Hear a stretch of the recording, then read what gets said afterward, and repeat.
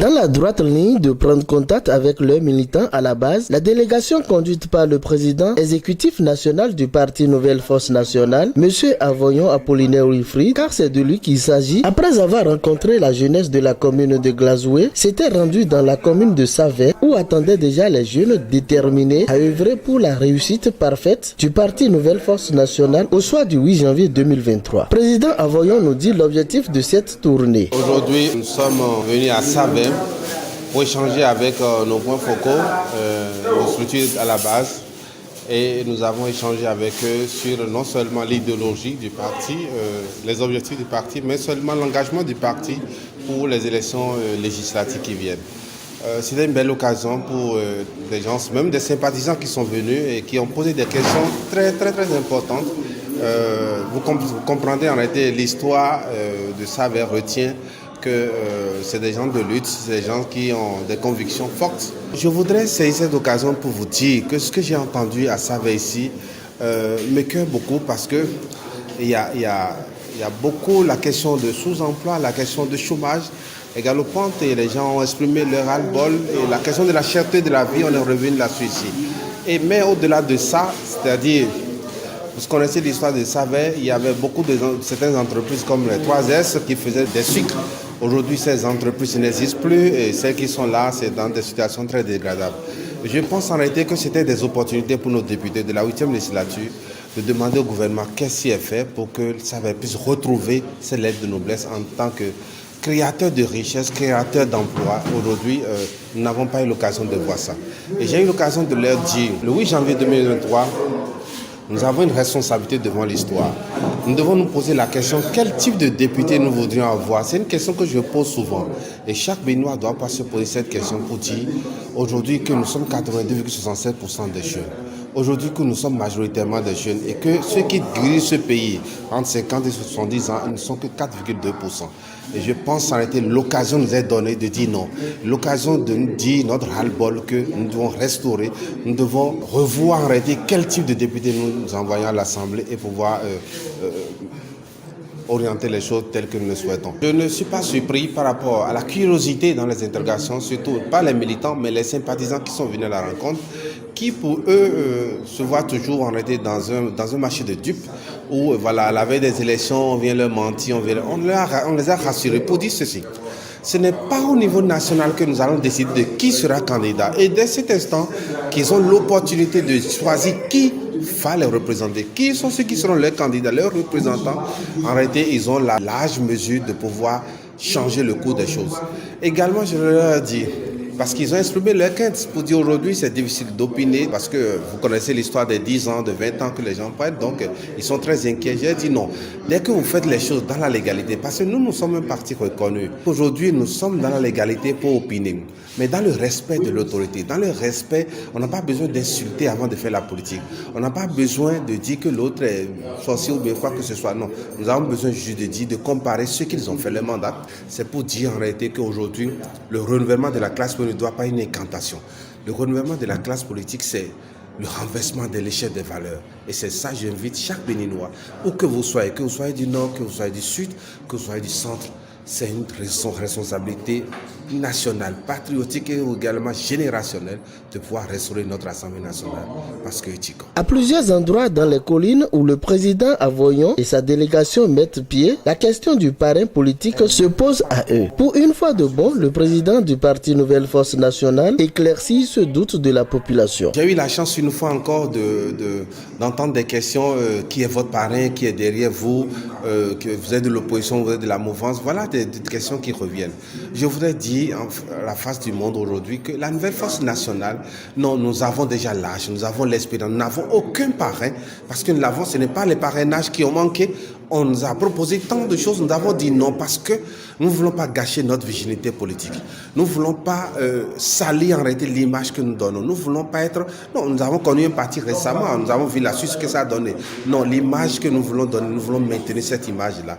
Parce que pour nous, c'est les hommes de qualité, les hommes de moralité qu'il faut arrêter pour restaurer un certain nombre de choses. En matière de représentativité de la population à l'Assemblée, pour ça, on n'a pas besoin d'un parrain pour exprimer son opinion dans notre pays, si nous sommes encore dans un pays l'état de droit.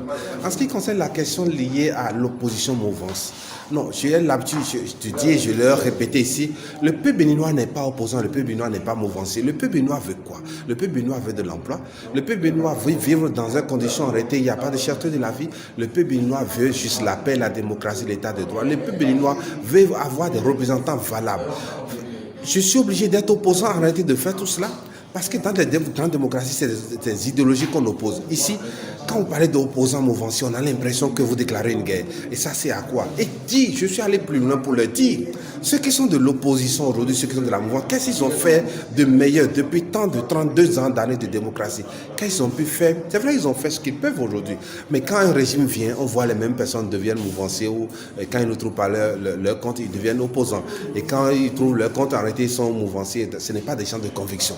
Ces gens qui n'ont pas quelque chose, une offre politique à donner à la population. Nous venons avec une offre. Une offre concrète. Par exemple, on a évoqué ici la question de la réforme. La première réforme qu'on doit faire, c'est la réforme de notre système éducatif. Parce que ceux qui font des objets, des salons, des portables que vous avez autour de vous, ce n'est pas des gens qui ont des niveaux bas plus... Non, c'est des gens même avec un niveau BPC bas.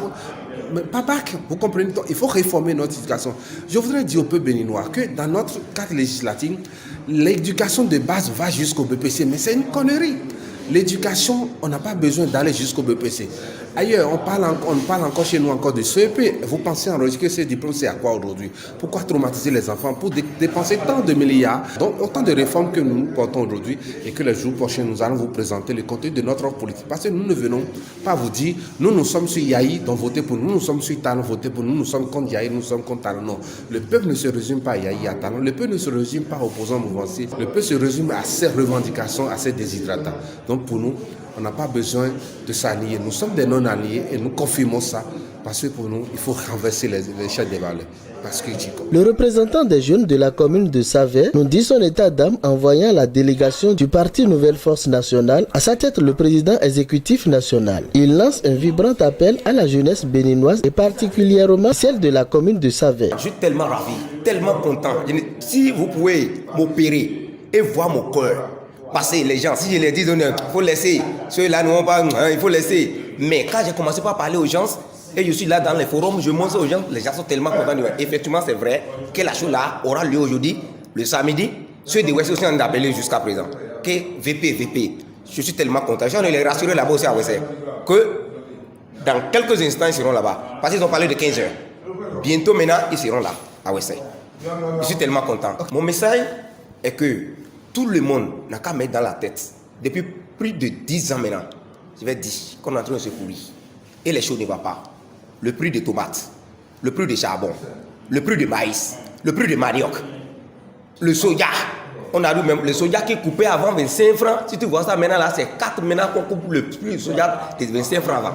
Donc aujourd'hui, maintenant, j'appelle la jeunesse de Savet, la jeunesse de Gogoro, Okonfo, Wesse, Motewo, Atese, Alafia, de tous les arrondissements de la colline, qui n'ont qu'à essayer maintenant de revenir à eux-mêmes, qui n'ont qu'à mettre la balle à terre. On a déjà maintenant notre bâton de pouvoir, il veut s'atterrir. Et ça doit atterrir dans un bon lieu. Moi, je sais ça. Qui compte sur NFN. On est là. Au soir. Beaucoup de gens ont poussé leur curiosité pour comprendre l'explication sur le logo de ce parti politique. Monsieur Apollinaire Wilfried Avoyon explique. Le logo, vous savez, c'est simple. Pour ceux qui connaissent l'histoire de l'aigle, l'aigle ne rate pas. L'aigle prend son temps pour préparer toutes les choses et c'est ce que nous faisons. Et l'aigle, quand il vient pour saisir sa proie, l'aigle ne rate pas. Et le trône qui est sur notre logo symbolise en réalité le pouvoir. Et vous voyez même, récemment, il y a eu des trucs qui sont déportés. Et nous n'avons pas su, peut-être que ce trône-là allait revenir au Bénin. Nous l'avons déjà identifié avec un trône puissant. Peut-être qu'il allait revenir.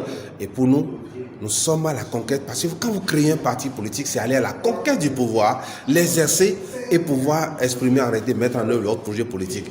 Et pour nous, un pouvoir ne se donne pas, un pouvoir s'arrache. Et ici, dans notre démocratie, nous allons arracher le pouvoir dans les urnes.